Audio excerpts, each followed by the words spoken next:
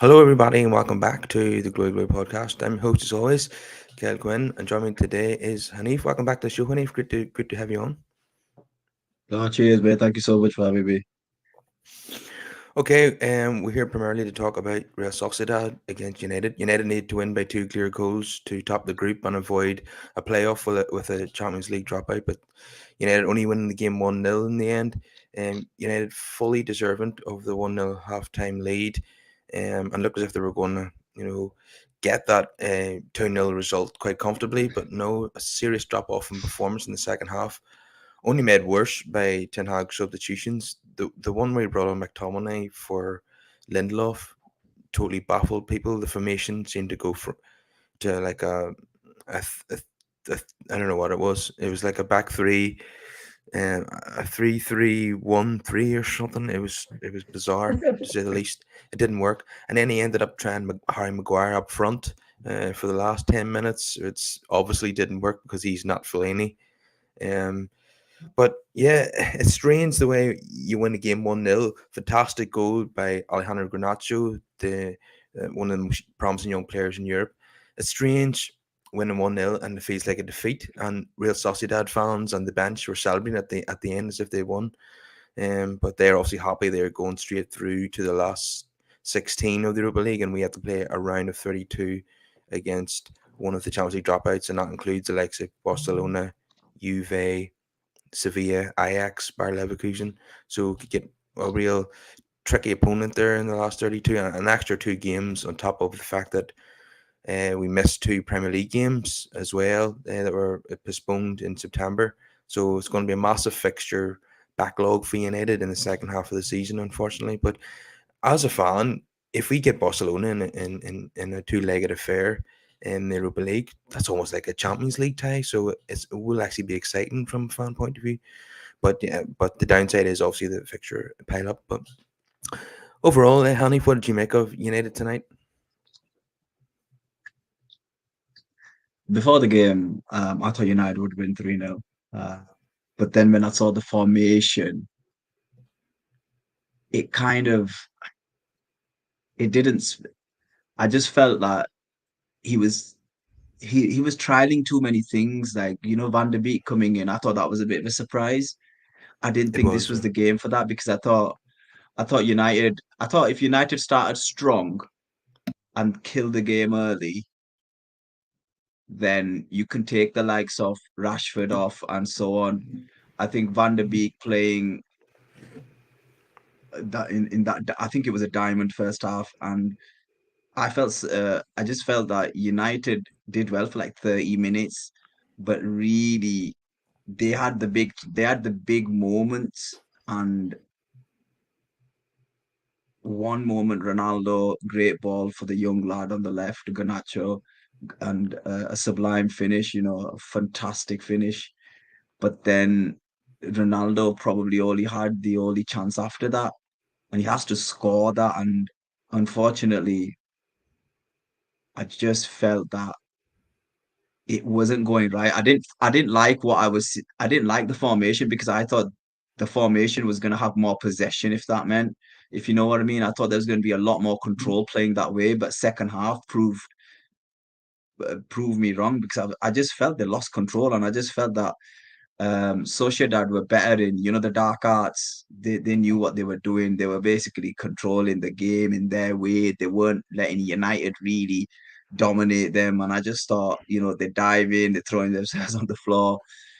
And then I think Ten Hag's getting the most out of this team. I think we could quite clearly see this team is not gonna progress without new personnel coming into it. I think Ten Hag's done a fantastic job with it. They got the victory, but United are to blame for not winning tonight and then also not beating them when they were at home, and that's come back to bite them now. But you have to remember none of these Europa League games are easy. You've got to make sure that you take your chances. The second half, Harry Maguire up top, and that it kind of like speaks volumes about where this team is, what the options are really, because Martial, unfortunately, he's so hot. He's so like injury prone. It's unbelievable. I personally think he's a super sub. I don't think he could play 90 minutes consecutively, 10 games. I don't remember the last time he played 10 consecutive games for United where he's not suffered a knock or an injury. He needs replacing. I'm not saying sell him, but you need to replace. You need to bring a striker in, and I'll tell you who I think you should get in a moment. Um, Rashford, good player. He will excel in the long term, probably in Ten Hag system. Wasn't on it tonight. If you've been and he looked tired, but you've got to come on and the likes of Roy Keane and these guys used to be tired as well, but they got the most out of themselves.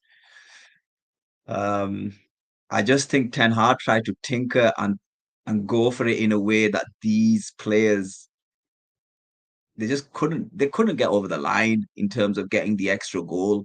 And for me, I've been watching United very carefully this season. They play a good brand of football, and it's but they lack that killer instinct in front of goal. I don't think Rashford is the guy to get you 2, 3 goals a game. I don't. You just don't see many goals, especially like the goals have dried up from Bruno as well.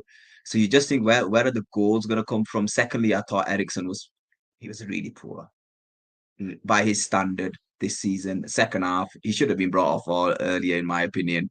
I didn't think he was. I didn't think he was anything special, and he was the one I thought was going to unlock this Sociedad team.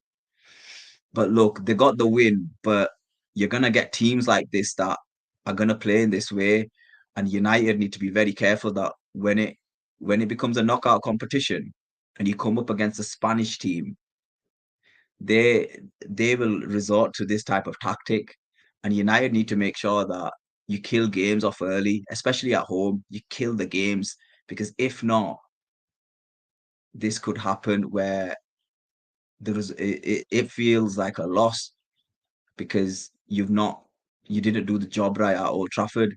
And I also think he's tinkered too much. I don't think you tinker that much. I was expecting Garnacho to start, but I wasn't expecting Van der Beek to start because I didn't see the reason why. And when I was speaking to United fans, I said, "This is silly. This is a must-win game. It's a must-win game. It's not because United fans were telling me, oh, we don't want to play those 2 extra games. You'd start your best team, get 45 minutes in, and then make the changes, kill the game off. I thought that's what he was going to do until I saw the lineup. And I felt, and I know this might feel harsh, but I felt he got it wrong at the beginning. I think he should have gone strong at the beginning and then changed it around because obviously hindsight's a beautiful thing. Because when he gets it right, he deserves all the praise. But he needed goals, and I think one thing that Kyle that this team lacks is a killer instinct, winning by 2 or 3 goals. Because even against West Ham the other night, there was no killer instinct. They scored the 1 goal, and then David De Gea had to save him at the end, and he saved him today as well. I think it was off. I think it might have been offside-ish, to be fair, at the end. But I just felt um, that United didn't didn't start strong, and what I mean by that is put your strongest 11 on, kill the game, and then take it from there. But I think it also highlights that I think Ten Hag needs to get more of his own players in, so then he can get rid of some of the deadwood out of this team because I think we can see, I'll be honest with you, Kyle, if this team wins a trophy or somewhat, I think they've overachieved because I think he's getting the most out of this team. I don't think he can get this. I don't think if he was not to buy anyone next summer, this team is not going to get you closer to Man City, unfortunately. And who knows what could happen if you finish in the Champions League places this year, what's going to happen next year. So once he gets 4 more players in, I think United are going to be so much better. I think, Kyle, I think you've got to splash the cash, go get Harry Kane. He gets you the goals. I think he's in his prime. He's still a great striker. And I think for Man United and this style of play, he will absolutely smash it for you guys. And I've said this to many people. I know the price tag is the price tag, but if United were to get Harry Kane, he gets you 25 Premier League goals, in my opinion. And in this system, and if you can find a midfielder as well, I just think he takes you up another level. I really do. But some United fans will probably disagree with that. But But yeah, look, you got the win, but the game was about goals, and I thought United were going to win 3-0 until I saw the formation, until I saw the team, and then I wasn't so sure because I don't know how many games has Van der Beek played, or was that his first game? And I thought that this is a silly game to bring him in. It's not it's not a game that doesn't matter. It's a game of significance, and it felt for me, if that was Chelsea and we played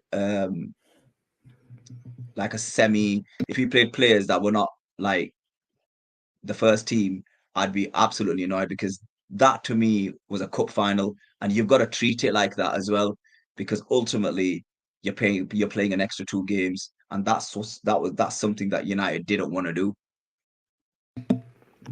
Yeah, I think he said that Rashford was carrying a muscle injury for a couple of weeks and he wanted to give him a bit of a rest. But I myself didn't see the Van der Beek selection coming. I think to be fair, United played well in the first half on full value for the No, lead. first half they did, yeah, They yeah. they I fell would off. I would agree with that. They fell off at the start of the second half, and then they got worse with the substitutions. The formation change didn't make any sense, and then the desperation of Maguire up top certainly didn't work either. Um, but it's strange the way United won the game, and it felt as if Sociedad, won the game when they didn't. Um, and just on the fact about United losing the first match at Old Trafford, well, that was largely down to a really poor refereeing decision. The handball Mm. penalty given against Martinez when the ball hit his knee and then ricocheted onto his arm, and that's not a penalty Yeah, kick. But I understand that, but you've got to kill your games at that, home. that You've got was to do better than that you've got was to the kill your only games at game home. where Ten Hag made wholesale changes, and United were flat that night. Since then, the most amount of changes he's made in games is 3 or 4. Tonight it was only 3. I understand the Mm. logic in bringing Lindelof back in for Maguire. I understood Garnacho come in for Langa 100%, but like you, I didn't understand Van der Beek coming in for Rashford. I would have started Rashford and try and get 2 goals up in the first half, and then we could hold on to the lead because we've shown in recent weeks that we can keep clean sheets. We've done it again tonight. And Martinez is Mm. absolutely amazing at the back. And Dallo has been a revelation. Luke Shaw is Yeah, stepped his game up again. definitely. And David De Gea Luke Shaw's again. too hot and cold for me. He's too hot and cold. He's just you don't know what you're gonna get with Luke Shaw. He's like you look at him sometimes you just think, bloody hell, you could be the best left back in the Premier League if you wanted to. But then he has these he's like he has like he dips in form. He'll be like 5 to 10 games really good, and then he just be like, bloody hell. It seems to He's one of be them that just there's a lack of consistency in Luke Shaw almost at the at minute he has United. he's like he has a great season, then he has a poor season, then he's a great season, and he's a poor season. It's a bit like Liverpool as a team. It's you just don't know what you're going to get from season to season. Um, yeah, but like David De Gea is rediscovered his best form Oh again. yeah, you need to extend that, guys. Honestly, don't you can't be like. I think he's improved. If you look at what Ten Hag's trying to do, he's actually trying to execute it. He's playing a lot more higher in he comes further out now. The diags are. I think he'll only get better because you have to remember for like 2 years these guys have not really received much coaching. To be fair to him, and he's been your player of the season for a good few seasons, I think, if I'm not mistaken. So listen, look, I think he's. I guess it depends on what Ten Hag wants, whether he wants to replace him or not. But I just think because of his shot stopping ability, I think it's very hard to find a keeper of that ability. But then it comes down to if you want to play modern day football, can he play modern day football once Ten Hag gets his out? I don't think he's the priority. But I think after next season, he might be if they don't extend his deal. Well, Ten Hag said in the press conference that the most important thing from a goalkeeper, from his perspective, is keeping the ball to the back of the net. I mean, he also acknowledges that a goalkeeper needs to have more to his game than that nowadays. But he seems more than True. happy with the Gea at the moment. If the Gea keeps playing like this, you can't really justify letting him go. I like the Mm. sound of what's coming out of the Athletic. that David De Gea is willing to take a pay cut to stay in Manchester United. Now we all know he's on extortionate wages. 370,000 a week for a goalkeeper is insane.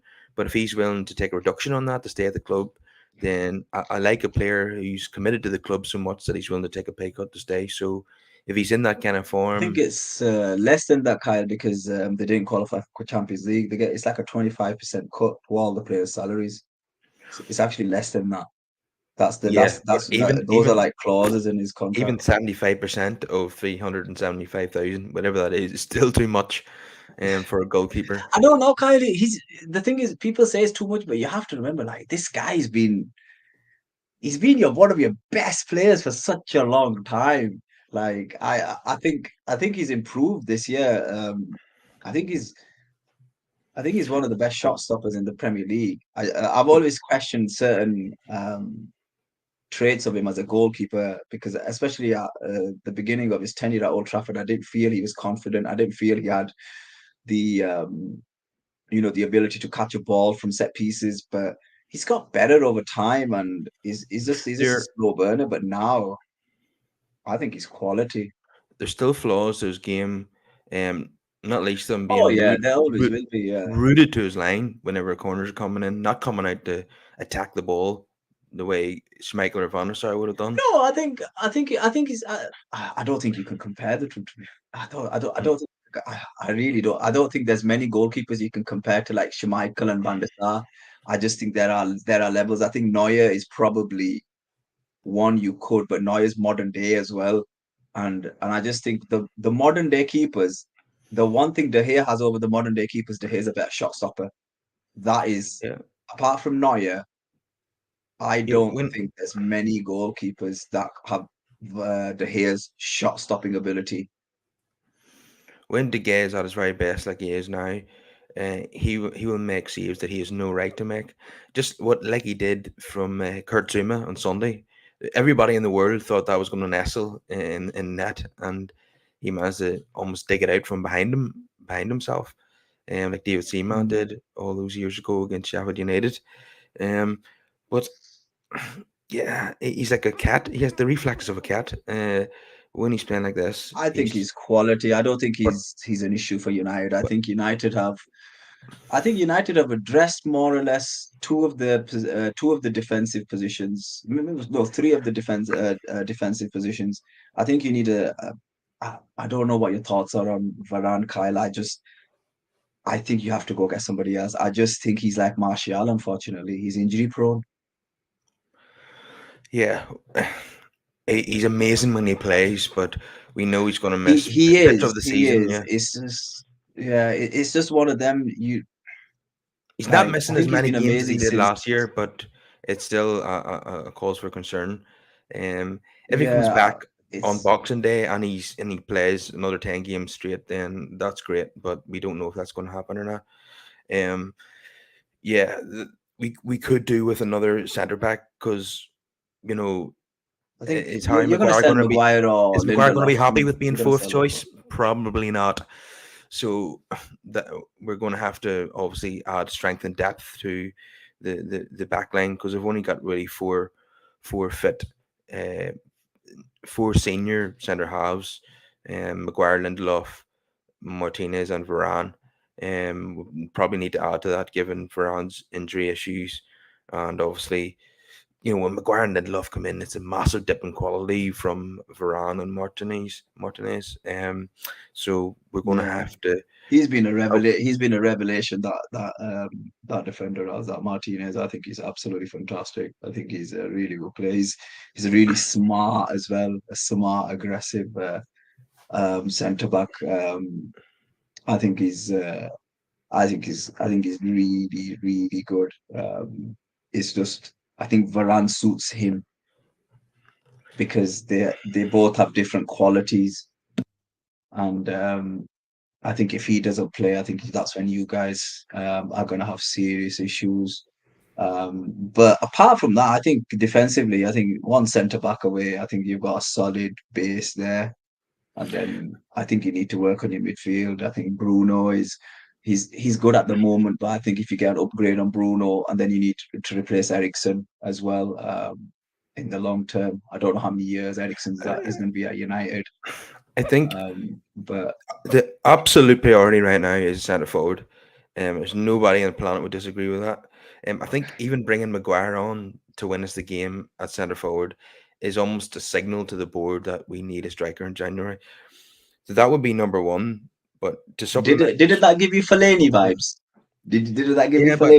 Fellaini was good at that. Maguire's never done that Yeah, in he his was. life. To be fair to him, to be fair, Fellaini was good at that. To be fair to him, But after yeah. the striker Oh, needs to come next, and then to supplement the squad, we will need a midfielder, a centre half, and a right back. And not Kyle, who do you necessarily. want striker? If you could sign anyone, like if you do, you have It's do a you have a really preference? tough question. Um, the club are apparently scouting in South America. They are scouting Benjamin Sesko. There are other options. There's like, is it Victor Osman at Napoli? Um, Yeah, there's he's a good player. there's Jonathan David at Lille. There's many options out there. None on the level of Erling Haaland, but I'm not expecting that. I just want someone who's three quarters as good as what he is, and that'll be fantastic. Um, I just we just need someone who can get us Need to get 20 goals a Kane. season in the Kyle, go league. get Kyle Kane. Let's go get I Kane. just don't see that happening anymore. He's going to be 30 I this think if I season. think if you pay, I think if you pay him 100 million, I think it happens. Yeah. Well, actually, if I had a choice, it would probably be Joe Felix. Because he's still only 22. United going to spend 100 million euros on a striker. I would go for him, because he's totally fallen out with Diego Simeone. We know he's got unbelievable ability. I've seen the goals that he scored against United have really impressed me. Yeah, Is so he? Do you think he'll hit? Do you think he'll hit the ground running, or do you think he'll be another one that needs a season and then he'll hit the ground running? I have really no idea. Ten Hag can work wonders with players. He can.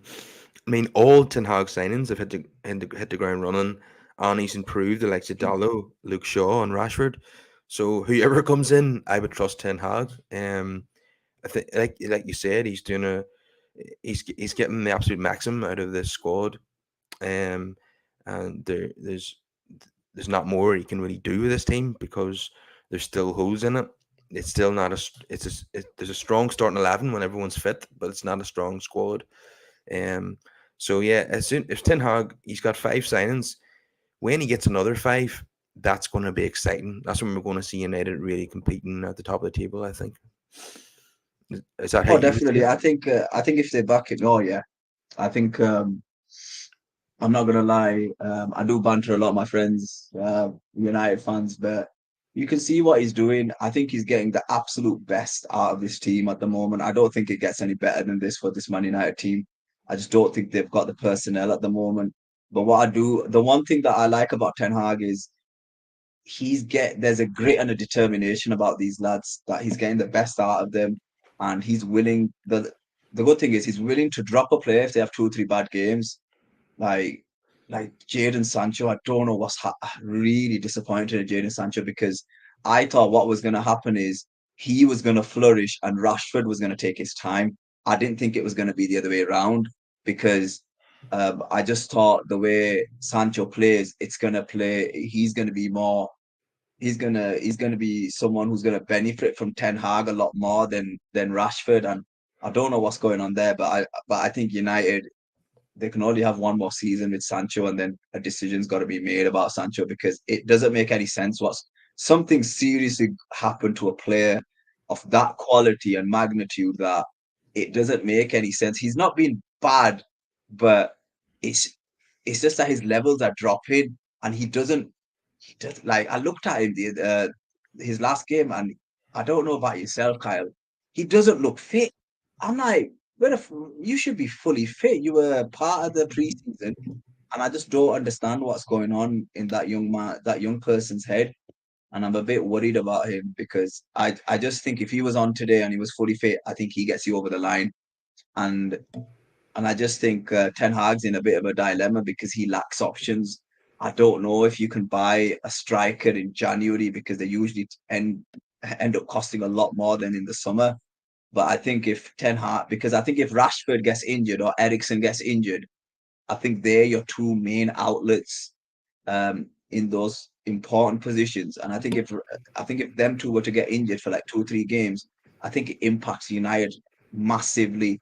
It was a bit worrying when you said Rashford was carrying some kind of muscle injury, was it? Yeah, that's what Ten Hag said from a couple of weeks ago. Rashford Yeah, always seems to be playing through the pain barrier. But yeah, and I the thing is this, I just think obviously the Rashford's gonna probably he probably will he's definitely gonna probably make the England England, squad, yeah. or he's gonna be going to Qatar. But I just think you just got to be careful with Rashford now, because it's a bit he was a bit leggy Well, today, and I just don't yeah. think you should have brought him. I think you should have just rested him for Saturday, because But he's key at the moment, because there's no Martial. That's the problem. There's no Martial. I thought Ilanga would have started today. I thought Ilanga deserved an opportunity, but I'm a fan of Ilanga. I think he's a really good player. I know United fans might not rate him highly, but I think he comes in and works hard and does a job. And I think he uh, should have started today. That's just my personal opinion. he started a couple of Um, games recently, and he wasn't very good, to be so, honest. So I understand why he wasn't started in this game. He hasn't scored a goal so since February. So it wouldn't excite me if he started the game, to be honest with you. Garnacho was a far superior player already for me. And we've seen a lot of Alanga, and we were able to make a judgment on him now, and the judgment is not so sure do you he's think? United Do you think? quality. Do you think he's been given a lot of games, like a good run of Well, games? Because I don't think he has. not under Ten Hag, but under Ralf Rangnick, he started almost every match, and He he wasn't ran out that of bad steam. though. He ran out of steam towards the end of last season. He hasn't scored in Mm. 8 months now. Um, no, and the appearances that he has made this season under Ten Hag, he's not been very good. Particularly the ones of Mm. late. So I can see why Garnacho is getting more minutes than him. Garnacho, we have to talk about him. Another great performance tonight to add to his performance last week in the Europa League.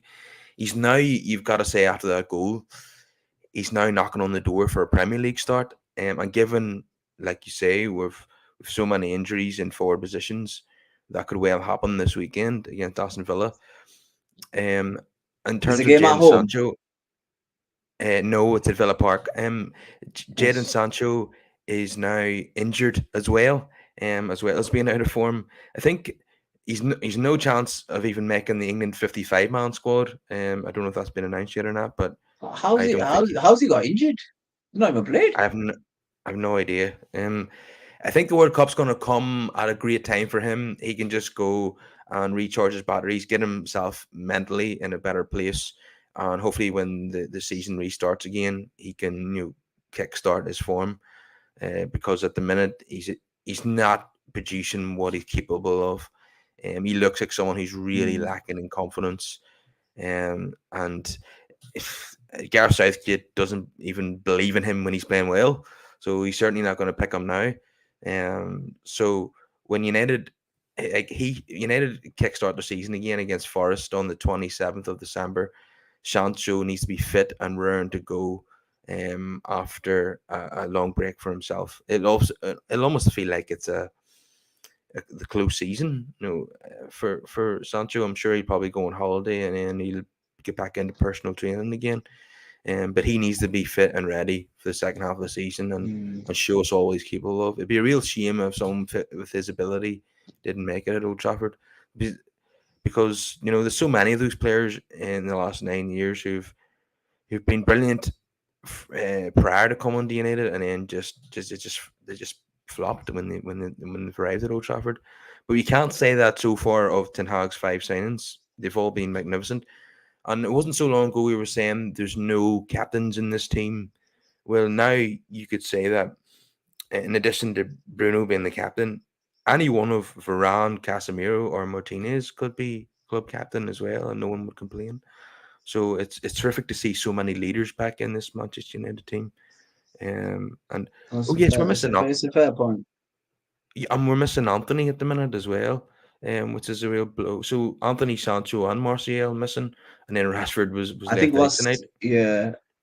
I think what's Uh, happened with Anthony, Kyle, I think you're because he's still a young lad. You're playing him too much. You know, like when Rashford first came into the scene, and he was playing so much football, and that's why he's suffering all these injuries because when you play a young player who's playing a lot of games, injuries do eventually catch up to you, even in solo.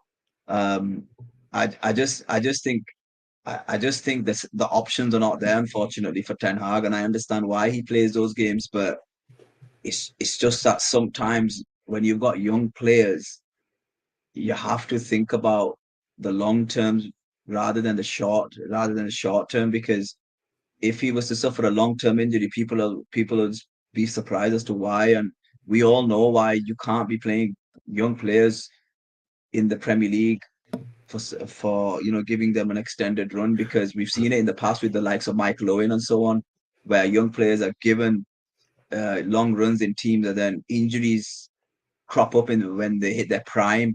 He's not and like he'll be in his 20s and but he's gonna pick up injuries. I've always felt that young players should be eased into teams rather than just like hitting the ground running. I understand that his hands are tired. I just feel that Anthony is such an amazing talent that he just needs to be taken care of, because I do fear that especially wingers who are as explosive like him, he's the one that's going to probably suffer a lot of injuries, similar to Marcus Rashford, and that's because of a lot of game time as well. well, you don't really get a settling in season when you're an 85 million pound player. And Andy's a player that You the do, you manager do, you do, Kyle. You do, Kyle. You do, you do. and and the manager was desperate to have him. He was like his number one target, so he was going to start pretty much every game, and he has done. But he's picked up a knock. I don't know where or how, but or what the injury is, but we just can't seem to curtail the injuries up front at the minute. And that's why tonight we're Mm, seeing Donny van der Beek coming in to play alongside Ronaldo and Garnacho. Um, and like and Garnacho and Ronaldo couldn't be in any they're in terms of where they're at in their careers, they couldn't be any different. I mean, Garnacho's just starting his career, and he's like exactly the way Ronaldo was 20 years ago. You know, skillful, full of pace, threatening defenders, knowing that he's got another few gears to go through. Whereas Ronaldo mm, just looks like an old man out there. He's lost his mobility and lost his pace, not taking chances that he used to score in his sleep. Like tonight, where he tried to lob the keeper and it nestled on the top of the net. Ronaldo scores that 9 times out of 10 when he's playing for Real Madrid against Real Sociedad. Unfortunately, he complained when he wasn't starting under Ten Hag. Now that he's come in due to injuries, he's showing why he wasn't starting because he's missing bucket loads of chances. It's unfortunate that we're witnessing the decline of a legend here, and I'm not just the United legend, of a footballing icon.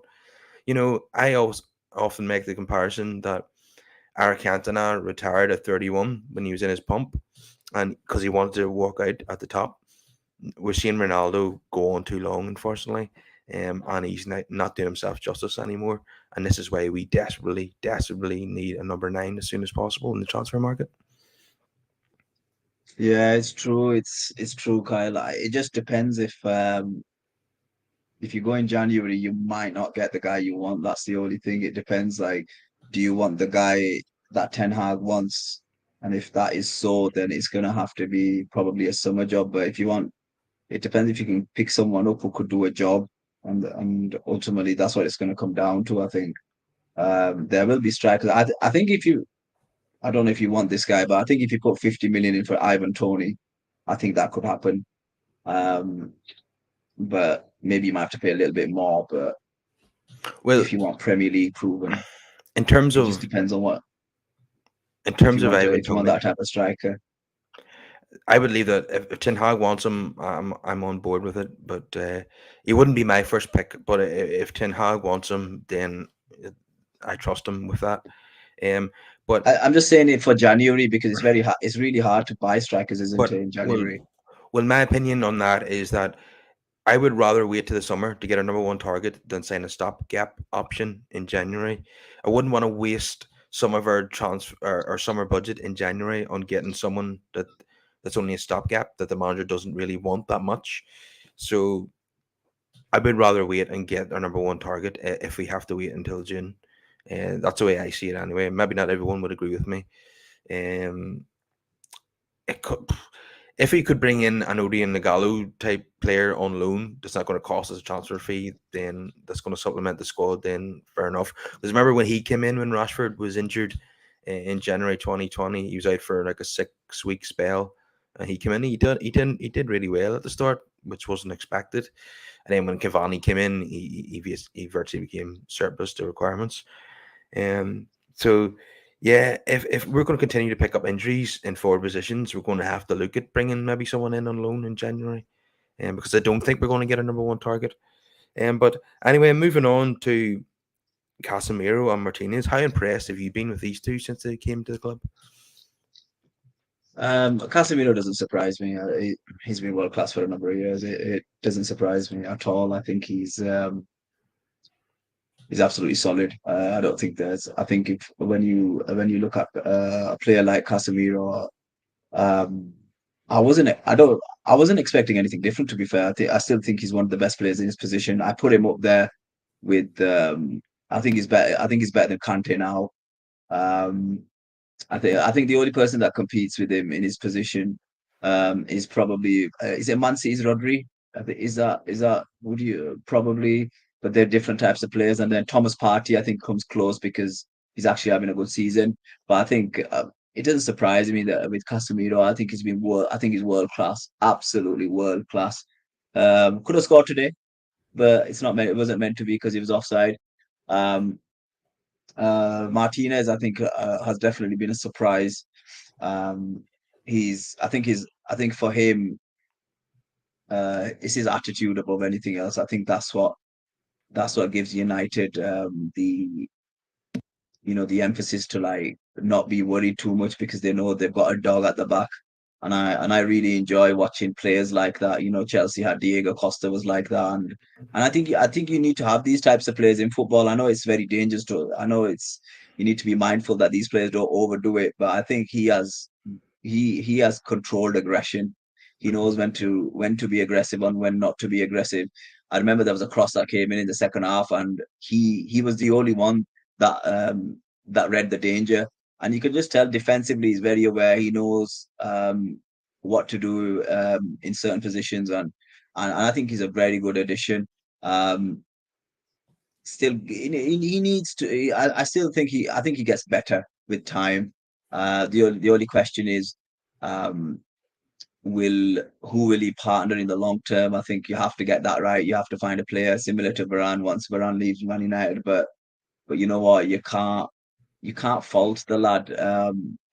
He's a fantastic signing. He looks like a solid player for Manchester United, and for me, I enjoy watching players like of that caliber. Um, he's not modern day centre back, but he's old school, and I like old school defenders. Yeah, he's old school in terms of how his defensive ability, but he's modern in terms of how good he is on the ball, and his range of passing is just like that of a midfielder. He could easily slot in to play a number six position. Um, I think yeah, you could. I think that might be the long term vision, depending on who you get, because you could possibly move him into midfield and give him that license, depending on who your centre backs will be next season. But at this moment in time, I think if he's playing really well as a centre back, I think it's very difficult to like move him out of that position because United have uh, been doing really well with him playing in the back line. He improves the back line.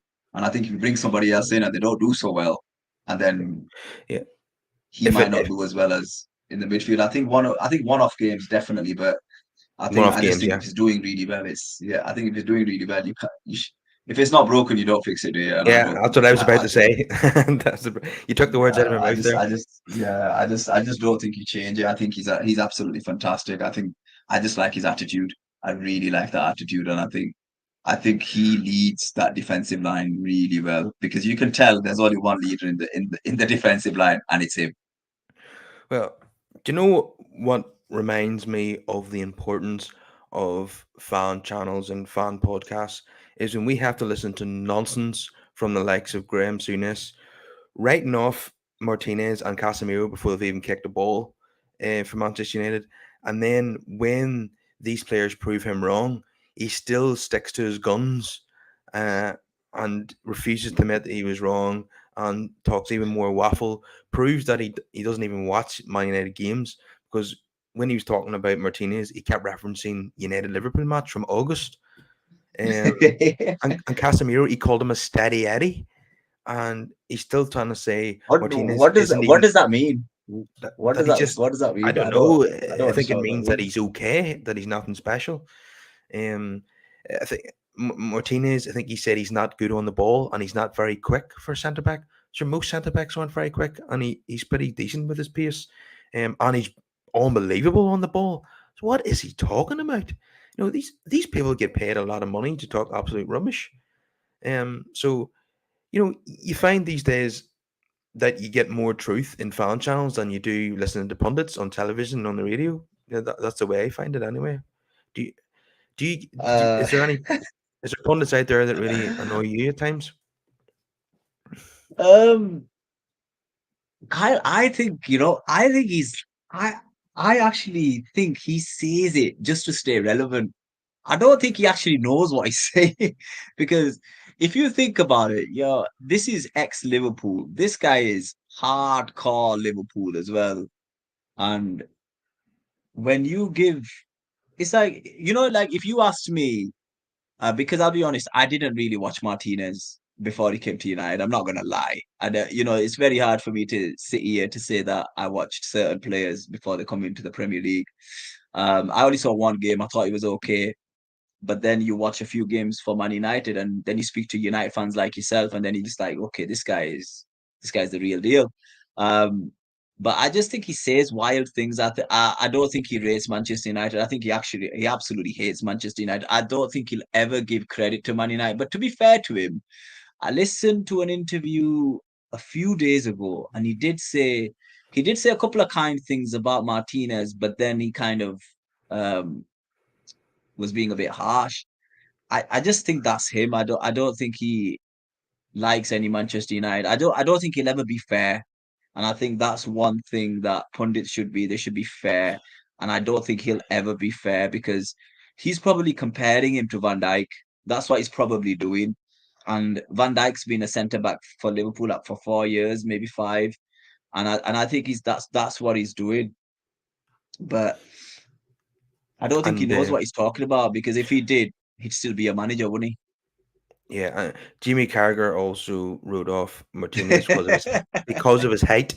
But again, you know, you could make the same analysis that he's a Liverpool diehard. But I thought that Carragher has definitely been more fair about Manchester United than what Souness has been. But Carragher's not the only one to pick on his height, and that's proved to be just a complete hoax because he's got a hell of a leap on him, and you know it's because he's so good at everything else. His height doesn't even matter, so it's completely ignorant He makes to up for it in a yeah. variety of ways, doesn't he? He doesn't, the thing is this, okay, he doesn't have height. Okay, some of the best midfielders in the world are not tall. There's other positions that you can say that a centre back doesn't really need to be high as long as Varane is tall and he could possibly do that. And say McTominay is in front of him or somebody else in the midfield is in front of him is tall. They can cover that area, okay. So that's the only deficiency as a result of him not being tall. But when you look at everything, when you look at all the other aspects of a centre back, he has every single one in abundance. So it's just silly. I listen. Look, I don't listen to half of these guys when they talk sports because they just talk rubbish. They don't Yeah. watch every single game. It's like I don't watch United all the time, but when I listen to people and they say, okay, look, this guy's not playing well, that guy's not playing well, I'm like, okay. Then I watch them, then I think, okay, yeah, you're probably right. But like, I've seen Martinez 4 games now, and solid, absolutely solid. Um, there's no doubt. I just think because he plays for Man United and Man United are they're on the way up slowly, and I don't think people can accept that they've actually um recruited well. They've got a good manager. He's only been there 5 or 6 months, and he's getting the most out of this team. Give him another 4 or 5 players. United are going to be slowly but surely knocking on the City's door in the long run, and that's in the long run. Maybe I gave United 4 years. Like I'm basically saying the same thing about Arteta. I think give Ten Hag 4 years. I think he builds a super team, but you have to back him. That's the only. We know what your owners are like. I think if the only thing I worry about United is finishing top four. I think if you finish top four, I don't know what your owners are going to do. Will they back him? I think if you finish outside the top four, I think they spend again, if that makes sense. And I think your team gets better that way. But they have to back him. But apart from, but the pundits, they talk rubbish, mate. Listen, look, I'm a Chelsea fan. I say it as it is. I say it as I see it. If someone's doing well, like I even think Arsenal are doing exceptionally well. You've got to give credit where credit is due. If someone's playing well, you have to say they're playing well, regardless of who they are, regardless who you support. And I think Yep. United they've bought well, and I think they've bought class in. I think Casemiro world class. Ericsson's been a good signing. Malacia, I think, is going to be one for the future. I would have started with Malacia tonight. That's just my personal opinion. I think he deserves a run out. But overall, and Dalot, I like Dalot from last season, but he's gone up a level.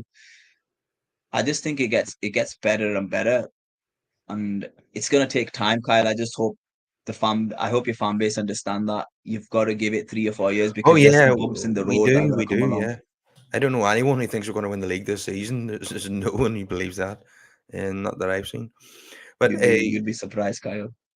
there's two more Egypts on Talksport that I haven't mentioned yet, and that's Gabby Agbolnahor and Jamie O'Hara, another two who talk complete nonsense on a daily basis. And I'm starting to think that it's just trying to draw United fans in to get more views and more clicks and likes and retweets. That's just a deliberate strategy by that channel to do that, and that could be the case. But yeah, to be honest, we shouldn't even take Graham Souness that seriously because this is the guy who was duped in the mid 90s to give a debut to someone who claimed to be George Weah's cousin and was actually a non-league footballer from a different country. And then he brought him on to substitute for Southampton, and he was that bad he had to substitute him. So he was duped into believing that this young guy was George Weah's cousin and played him in the Premier League, and he was only non-league standard. So we should not take anything seriously that comes out of Graham Souness's mouth because clearly he's a bit daft. Yeah, so he does have a clear 100%. bias against Manchester United, a clear bias. Sure, he read off Pogba from the start. Okay, you could say he was right about that, but the I constant. wouldn't say he was right about Pogba. I just think United were a club that were all over the place, and I think they couldn't get the best out of him. I don't think Yeah, Pogba was but as bad as what But people we had make to out. listen to But we had to listen to 6 years of we need to get this player and this player and this player to unlock Paul Pogba. Well, we haven't need anyone to unlock Casemiro or Christian Eriksen, have we? They've got to work straight away. Uh, Pogba is just a player who doesn't apply himself well enough, um, and just was so hot and cold. You just didn't know whether he was going to be bothered, when he turned up to games or not. And he would limp off early from games, and you wouldn't see him again for another few months. And he's not even played for Juventus so far because and now apparently Juventus are unhappy with Manchester United because they didn't tell him that he had a knee injury of some sort. But they didn't buy him from United. He went on a free transfer and they did a medical, so they should have known that themselves. And so he's out of the World Cup. And some people would say long runs the fox. But I'm not sure I would go that far.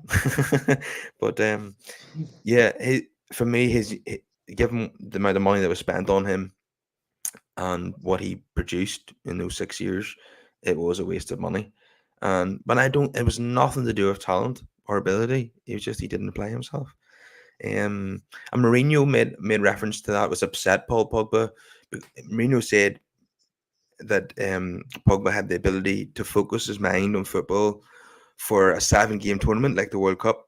When it came to a 38 game season, he was too there's too many distractions in his life, and he just wasn't able to produce on a consistent basis. Mm. You're right, pal.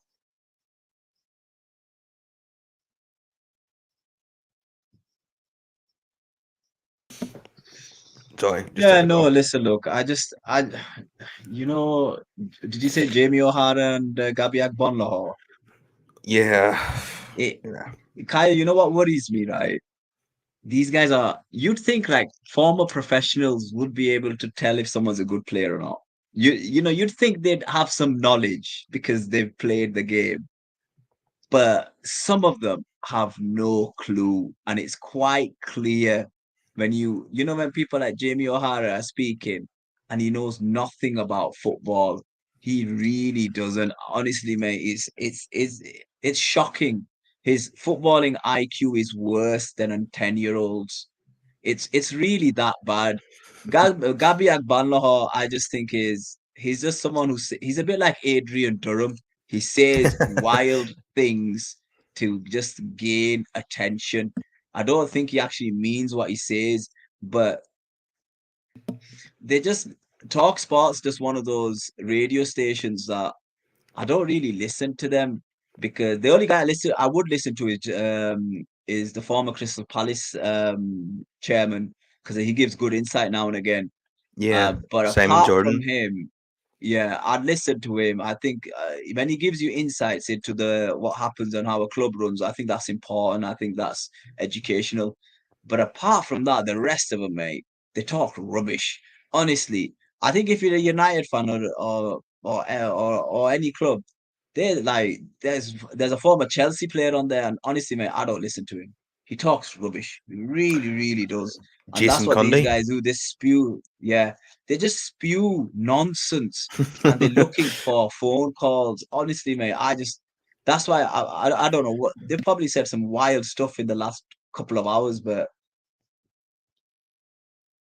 honestly, they're the last people should be listened to because I don't think Jamie O'Hara or Gabby Agbonlahor have done their coaching badges. I don't think they've coached any teams. I'm not aware of it anyway. So that tells me there's not much going on upstairs in terms of like coaching teams, in terms of identifying talent, in terms of how good a player is. You can't tell how good a player is if unless you don't see him play. It's really difficult. Like there was that Chelsea YouTuber Rory Jennings who said Haaland is not going to do well in the Premier League or something like that. And I just thought, how can you say that? He's going to play for Man City. He's going to get 500 chances a game. What are you talking about? He might not be top goal scorer, which is fair, but to say he's not going to score goals for Man City, you're out of your mind. But people just say wild things on the internet, mate, just for popularity. And I think Talk Sport is one of those stations. Yeah, and there's a reason why Jamie O'Hara and Bonahor are not managers, like you've touched on, and there's a reason why Graham Souness is no longer a manager, and didn't have a successful career as a manager. That's why they're on talk shit, talking crap every day of the week. Um, and yeah, they're there to antagonize people on that channel and get more views. Yeah, get people to call in, get people to interact with them on social media. Yeah, it's actually so transparent now what they're trying to do. Yeah, because their revenue probably depends on listens and views and sponsorships. So then Oh and yeah. and Man United are the most talked about team in Britain, so they know exactly who to go after, who to come up with controversial opinions on, because they know that'll attract interest. But we shouldn't fall into the trap. We should just ignore them. I just thought I'd give it a mention as a one-off. I'm not going to mention them again. Hopefully not, anyway. So yeah, a strange night. United winning away from home in Europe, yet it feels like a defeat because we didn't win by the 2 goals that we needed to win by. But I don't mind playing Barca, Juve, whoever in the next round. It's just the fixture pileup is my only concern. But we'll just have to deal with it. And if we can add to the squad in January, that would be a massive plus. And the first person I would go after is a number 9.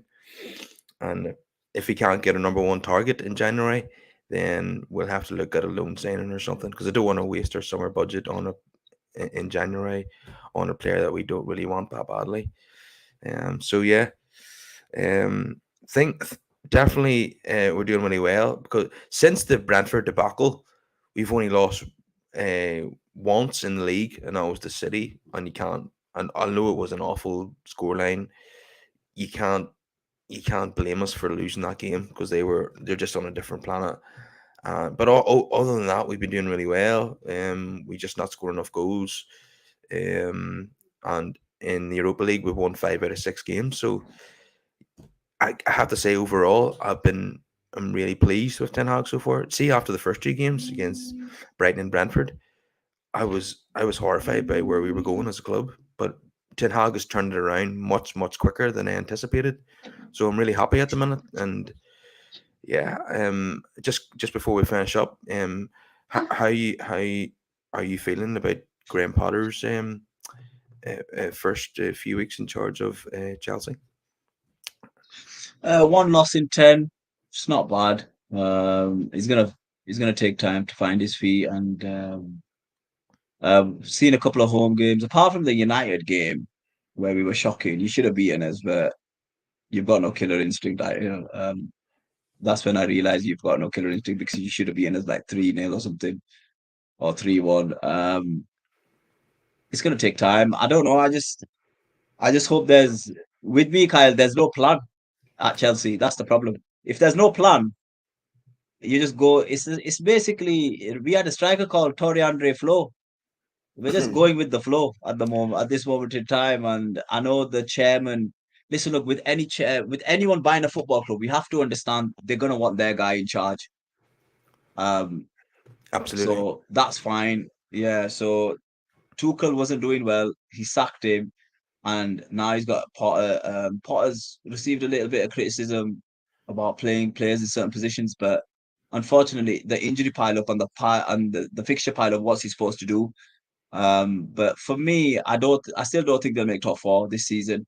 I think they need to get behind Potter, get him the players he wants, and then next season we'll aim for Champions League football. I think if we get top four this season, I will be amazed. It just means that it just me we do tend to have a better season after January. We tend to pick up after then. So we tend to this is our time where we pick up losses and we don't perform that well. So it doesn't surprise me. It's just a deja vu to be fair. But yeah, it's just a slow burner at the moment. He wasn't my number one coach to come in, but now he's here, and the owner is talking about a long term vision. I'm happy with that. I just hope the structure gets right first. Yeah, just like Ten Hag, I think Potter deserves time to to to get Chelsea to where they want to be. Um, I don't think this hiring firing policy.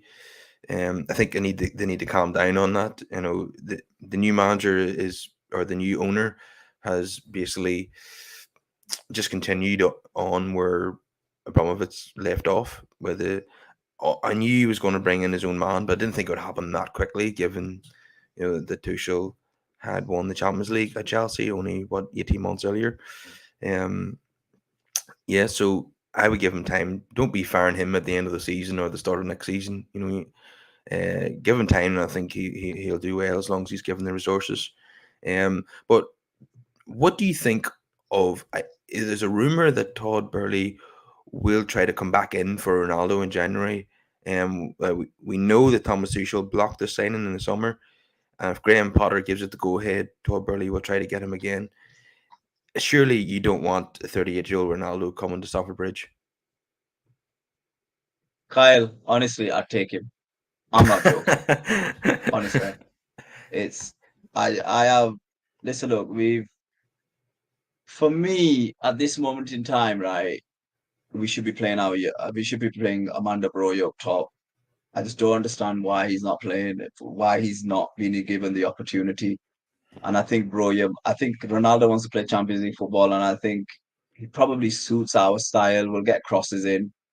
Um, I don't think it happens personally, unless it's a financial thing. I think if Todd Bowley wants to make some money and they want Ronaldo, I don't see it happening in January because I think Chelsea have already signed a striker. Well, we've agreed terms with Nkunku in January. Yeah. I believe it's this January is coming, so I don't think it'll happen. I think Nkunku's coming, and uh, and we're just gonna take it from there. Really, we're gonna be offloading a lot of players that have not done that well, unfortunately. And but this is the thing: there's no structure at all at Chelsea, and I just hope he gets the structure right, and we have a footballing structure. This is why Man City are so far ahead of everyone. It's not because they've got Pep; it's because the structure behind Pep is absolutely fantastic.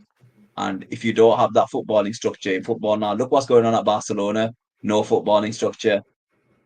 That's what's going on at Barcelona. That's why they're in so much trouble. That's why they're in financial debt. That's why they're selling the TV rights uh, and and so on.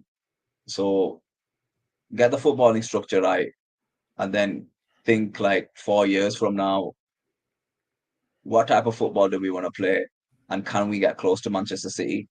Because that's the level. Unfortunately, we have to be honest. That's the level, and we are way off. Yeah, I think all of us are some way off that level. We're all kind of waiting on City to have an off season, and then be ready to pounce, be at a maximum, so to take advantage of that. But anyway, I no, I think United are on the right track. I really do. I think I think you're playing the right way to win football in the future. yeah, yeah, but I just think I think it comes down to signings. Really, Ten Hag doesn't control. They're not half of that team is not Ten Hag's team. If he was to get eight more players of his philosophy, I think United are gonna be there or thereabouts. They're gonna be knocking on that door. yeah, but knocking on the door and knocking the door down are two different things. Um, while Guardiola and Holland are at City, it's going to be a tall order to finish above them. We haven't finished above them since Fergie retired, so it'll be a hell of an achievement if we do manage it in the next few seasons. Um, but anyway, I apologize to everyone listening or watching because I have a really bad cough and my voice has been destroyed as a result. So if the quality of my speaking is a bit lower than my usual low standards, then I apologize. But anyway, please subscribe to the channel and comment your thoughts down below, everyone, and give us a wee like on the video. And thank you for coming on, Haneef. It's been a pleasure as always. Yeah, anytime, Paul. Anytime. Okay, then. I'll see you later. Take care, mate.